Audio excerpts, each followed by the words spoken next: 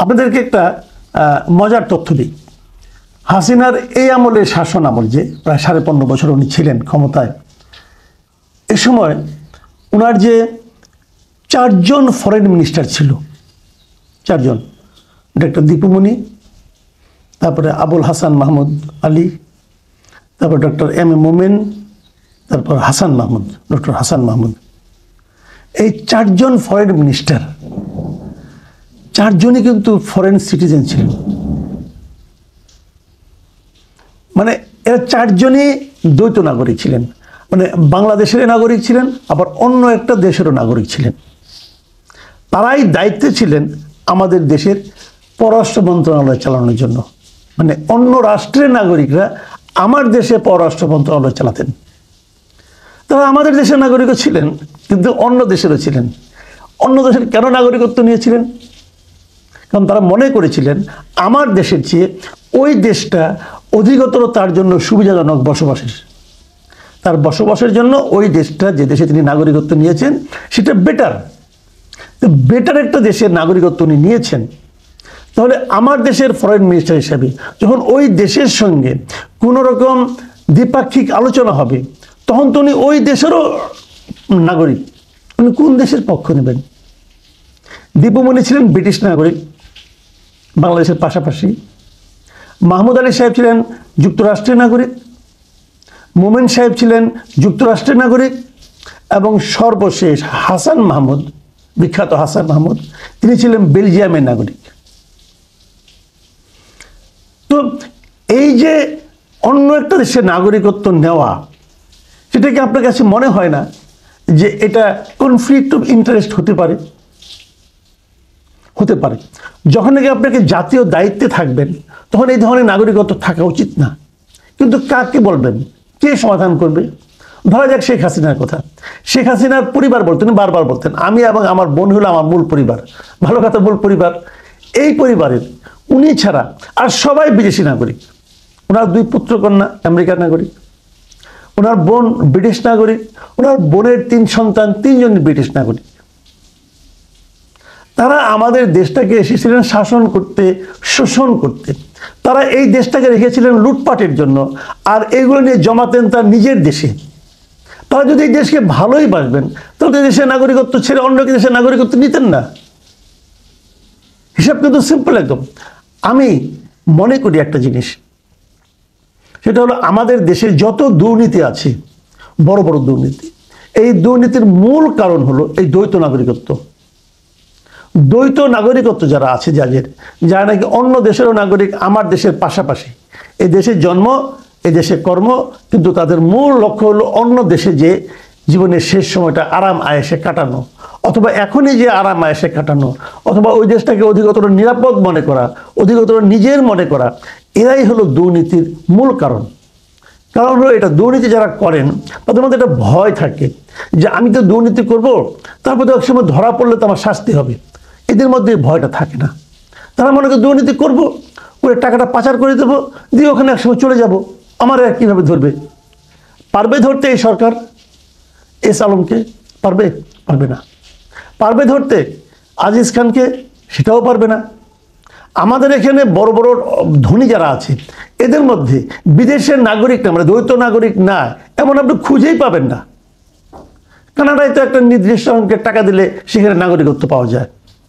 কানাডার বেগমপাড়া নামে একটা বিখ্যাত এলাকায় আমরা বলে থাকি যে ওখানে নাকি সমস্ত বড় বড় যারা নাকি যারা রাষ্ট্রের দায়িত্বপ্রাপ্ত ব্যক্তি, আপনার রাজনীতিবিদ, মন্ত্রী, এমপি, এমনকি বড় বড় আমলা, এদের সবার নাকি স্ত্রীদের নামে ওখানে বাড়ি ঘর আছে, এবং তাদের মাধ্যমে নিয়মিত টাকা পাচার করে তারা ওখানে বিশাল অঙ্কের অর্থ তারা সংগ্রহ করে রেখেছে। এখান থেকে দুর্নীতি করে যতটুকু কামানো যায় কামিয়ে শেষ মুহূর্তে সবাই তারা উড়াল দেবে ওখানে যে স্ত্রীর সঙ্গে, সন্তানের সঙ্গে থাকার জন্য। আমি এই জিনিসটা মনে করি যে এটাকে থামানোর এখনই উপায়। যেমন ধরেন পার্শ্ববর্তী ভারতে কিন্তু দ্বৈত নাগরিকত্বের কোনো সুযোগ নাই, আপনি চাইলেও পারবেন না। আপনি যদি অন্য একটা দেশের নাগরিকত্ব নিতে চান, তাহলে প্রথমত যে কাজটা আপনাকে করতে হবে, আপনাকে আপনার ভারতের নাগরিকত্ব ছাড়তে হবে, তা না হলে আপনাকে দেবে না নাগরিকত্বটা। কাজে মানে পৃথিবীর যেমন সিঙ্গাপুরে, যারা সিঙ্গাপুরের নাগরিক হয়েছেন আমাদের দেশ থেকে, এদেরকে কিন্তু বাংলাদেশের নাগরিকত্ব ছেড়ে যে সিঙ্গাপুরের নাগরিকত্ব নিতে হয়েছে। এখানে যে এস আলম বলেন, আজিজ খান বলেন, তারা কিন্তু সেই কাজটা করেছেন, না করলে তাদেরকে সেটা দেওয়া হতো না। কাজেই তারা আসলে সিঙ্গাপুরের নাগরিক, বাংলাদেশে এসেছেন লুটপাট করতে, এখানে ব্যবসা বাণিজ্য করতেন, অবাধে লুটপাট করতেন, ব্যাংকের দায়িত্ব ছিলেন, ব্যাংকের মালিক পক্ষ ছিলেন তারা, সেই টাকা বিদেশে রপ্তানি করতেন, টাকাগুলি চুরি করে পাচার করতেন বিদেশে করে, সেখানে যেয়ে তারা শান্তির সংসার, শান্তির জীবন এখনও কাটাচ্ছেন। আপনি তো কারোর কাছ থেকে আদায় করতে পারছেন না। কাজে মূল ঘটনাটা হলো দ্বৈত নাগরিকত্ব বন্ধ করতে হবে। যদি কেউ দ্বৈত নাগরিকত্ব নিতে চায়, যে আমি অন্য দেশের নাগরিকত্ব নেব, তাহলে আপনি রাষ্ট্র পরিচালনার কোনো দায়িত্বে আসতে পারবেন না, কি এমপি কি মন্ত্রী হতে পারবেন না।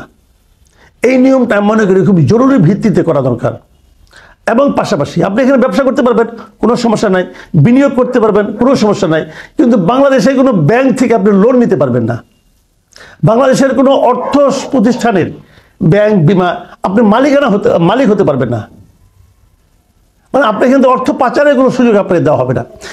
এইভাবে যদি করা হয়, আমি মনে করি কেবল তাহলেই আপনার এই অবাধ দুর্নীতির হাত থেকে রক্ষা পাওয়া যেতে পারে।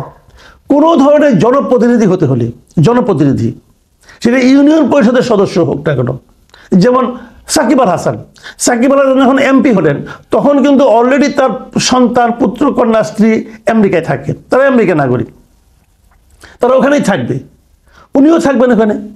তাহলে উনি কেন এখানে কেন এমপি হবেন? উনি যদি এখানে এমপি হন, উনি কোনো স্ত্রী সন্তানের সঙ্গে সময় কাটাবেন না? কাটাবেন তো। উনি এর আগে একটা ইন্টারভিউ কিন্তু বলেছিলেন যে সেটা হলো এই দেশে কি লেখাপড়া করা যায়, এই দেশে কি লেখাপড়ার পরিবেশ আছে। তার মানে এই দেশটা সে এত তুচ্ছ তাচ্ছিল্য করে যে তার সন্তান পরিবারকে পর্যন্ত সে বিদেশে পাঠিয়ে দিয়েছে, যে তার সন্তানকে এখানে রাখতে পছন্দ করে না, এই দেশটাকে অপ্রয়োজনীয় মনে করে, অগুরুত্বপূর্ণ মনে করে, সে কেন এই দেশে জনপ্রতিনিধি হবে? এই প্রশ্নটাকে স্বাভাবিক নয়। এই ধরনের প্রশ্ন আমাদের করতে হবে। কোনো পর্যায়ে জনপ্রতিনিধি, কোনো পর্যায়ে নির্বাচনে বিদেশি নাগরিক না, মানে যারা দ্বৈত নাগরিক আছেন তারা অংশ নিতে পারবেন না, এই ধরনের একটা আইন করতে হবে। আমাদের এখানে সংস্কার কমিশন একটা হয়েছে, এবং সেই সংস্কার কমিশনের কাজ হলো বিভিন্ন বিষয়ে সংস্কার করা। এই যে কথাটা আমি বললাম, এটা কি কোনো সংস্কার কমিশনের তো রিপোর্টে আছে? নাই। কেন নাই? কারণ এই সংস্কার কমিশনগুলো, কমপক্ষে দুটো গুরুত্বপূর্ণ সংস্কার কমিশনের যারা প্রধান, তারাই তো দ্বৈত নাগরিক। এবং পুরো সংস্কারটা যার মাথা থেকে বেরিয়েছে, এবং এখন জাতীয় ঐক্যমত্য কমিশনের যিনি প্রধান ব্যক্তি, ডক্টর ইউনূসের পরেই যার অবস্থান, এই ডক্টর আলী রিয়াজ, উনিও যে আমেরিকার নাগরিক। উনি আবার আমাদের এখানে সংবিধান সংস্কার কমিশনের প্রধান।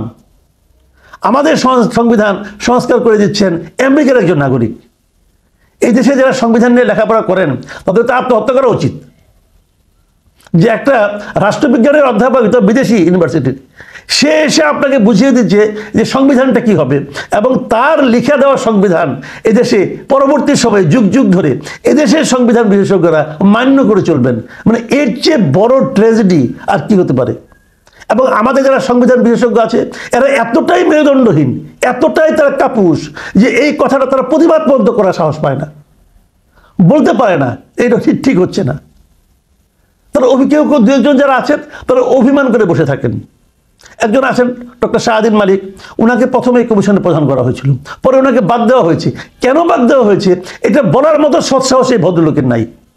এই ভদ্রলোককে আগে আমি খুব পছন্দ করতাম, কিন্তু ওনার এই কাপুরুষিত আচরণ দেখে আমি লজ্জিত হই এখন। উনি বলতে পারেন না যে কেন উনি এটা করতে পারলেন না, কেন ওনাকে বাদ দেওয়া হলো। উনি চুপ করে বসে আছেন, ভদ্রতা দেখাচ্ছেন, খুবই আনফর্চুনেট। তো আমাদের হয়েছে এই সমস্যাগুলো। আমি মনে করি বটম লাইন যেটা আমি বলতে চাচ্ছি, যে দ্বৈত নাগরিক যারা হবেন তারা দেশের কোনো গুরুত্বপূর্ণ জায়গায় থাকতে পারবেন না। কারণ যখন তারা গুরুত্বপূর্ণ জায়গায় থাকবেন, তখন তারা এ দেশের সঙ্গে সঙ্গে অন্য একটা দেশের স্বার্থের কথা ভাববেন, সেটা হওয়া উচিত নয়। এবং সব শেষ প্রশ্ন, ডক্টর ইউনূস কি দ্বৈত নাগরিক? আমি জানি না। তবে উনি দীর্ঘদিন আমেরিকায় ছিলেন, স্বাধীনতা যুদ্ধের সময় ছিলেন, কোনো একটা বিষয়বোধ আছে দ্বৈত নাগরিক কিনা আমি শিওর না। আমি মনে করি ওনারও এটা ক্লিয়ার করা উচিত যে উনি দ্বৈত নাগরিক কিনা। তবে দ্বৈত নাগরিকদের প্রতি ওনার যে এক ধরনের সহানুভূতি, এক ধরনের বিশেষ কি বলবো সিম্প্যাথি ঠিক নয়, বিশেষ আকর্ষণ কাজ করে, সেটা বুঝতে পারি। কারণ ওনার উপদেষ্টা মণ্ডলীতে এবং ওনার বিশেষ সহকারী যারা আছেন, এদের মধ্যে বেশ কয়েকজন আছেন দ্বৈত নাগরিক। বিদেশে থেকে এখন ওরা দেশপ্রেম দেখাচ্ছেন। এবং তারও যে বড় কথা, আমরা এটাও দেখি বেশ কিছু ইউটিউবার আছেন যারা বিদেশের নাগরিকত্বের জন্য ওখানে দরখাস্ত করে বসে আছেন, তারা আবার এই দেশের জন্য সবচেয়ে বড় প্রেমিক। আমার কথা হলো যে মায়ের চেয়ে মাসির দরদ কখনো বেশি হতে পারে না। প্রিয় দর্শক, এখন এ পর্যন্ত। আল্লাহ হাফেজ।